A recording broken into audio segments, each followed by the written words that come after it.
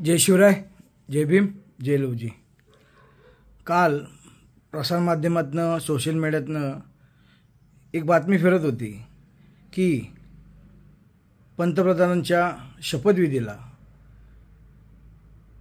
महाराष्ट्र नवनिर्माण सेनेचे अध्यक्ष राजसाहेब ठाकरे यांना बोलवण्यात आलं नाही आणि ते बोलवण्यात न आलं हे असं नकळत घडलेली गोष्ट असं त्यांनी सांगितलं। पण जे 7-8 काय 9 हजार जे उपस्थित होते त्यांना तुम्ही कसं काय बोलवलं? जर तुम्ही असं म्हणता की नजरचुकीने झालं असेल, नकळत झालं असेल, हे कसं काय घडलं? पण एक लक्षात ठेवा, ह्याच राजसाहेब ठाकरेंनी बिनशर्त पाठिंबा फक्त नरेंद्र मोदी पंतप्रधान व्हावेत ह्यासाठी दिलता। हे तुमच्या बरं लक्षात राहिलं। तुम्ही नारायण राणेची इथं बरं त्यांना सभा घ्यायला सांगली, मुंबईमध्ये बरीच सभा घ्यायला सांगली, ते तुम्हाला कळत नव्हतं का तेव्हा? आणि तेव्हा तुम्ही राजसाहेबांना घेऊन नाचत होता। पण एक लक्षात ठेवा, तुम्हाला हे समजत नाही की तुम्ही एक मराठी माणसाचा तुम्ही अपमान करताय।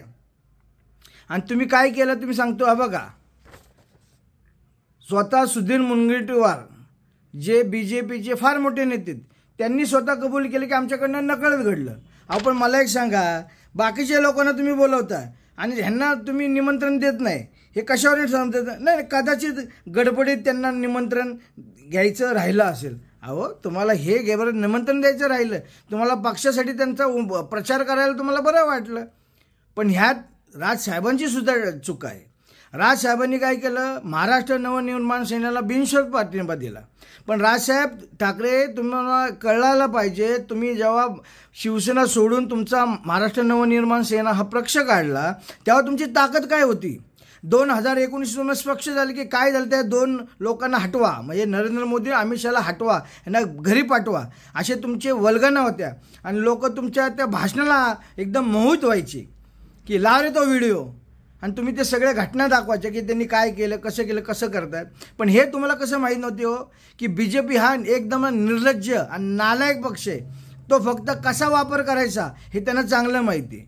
तुमच्या बाबतीत काय सांगितलं त्यांनी की नकळत झालं असेल निमंत्रण देणं। अहो, महाराष्ट्र भारतामध्ये 2 नंबरचं राज्य आहे, ज्या राज्यातनं भरघोस असा निधी जातो जो पक्षाला आणि बाकीच्या सगळ्या गोष्टींना, राजधानीला पण सगळे फंड आपल्या इकडनं जातात, पैसा आपल्या इकडनं पुरवला जातो। आणि तुम्ही सांगताय ह्या महाराष्ट्रातल्या त्या एवढ्या मोठ्या नेत्याच्याबद्दल तुम्ही चुकीचं बोलताय आणि तुम्ही त्यांचा प्रचार करताना बरं करून घेतला आणि आता नकळत त्यांचा विसर पडला तुम्हाला। पण ह्यात राजसाहेबांची चूक आहे। तुम्ही 2005ला तुमचा पक्ष स्थापन केल्यानंतर 2001 तुमचा काय इमेज होती? आणि तुम्ही तुमच्या हाताने जेव्हा तुम्ही म्हटलात ना, मी बिनघोर पाठिंबा देतो नरेंद्र मोदी पंतप्रधान व्हावे, राजसाहेब इथं तुम्ही चुकला।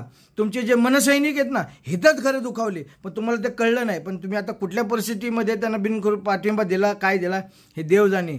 आज अजितदादांनी अनुभव घेतला, तुम्ही आज घेतला।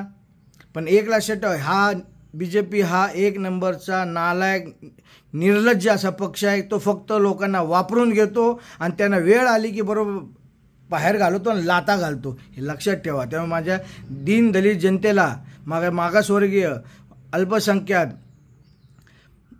मुस्लिम ह्या सगळ्यांना आणि आदिवासी ह्या सगळ्या कार्यकर्त्यांना मी सांगतो, यावेळेस काय झालं तर महाविकास आघाडीचं सरकार या महाराष्ट्रामध्ये आपल्याला आणायचं आहे। आपण सर्वांनी एक दिलाने, एक निष्ठेने काम करा।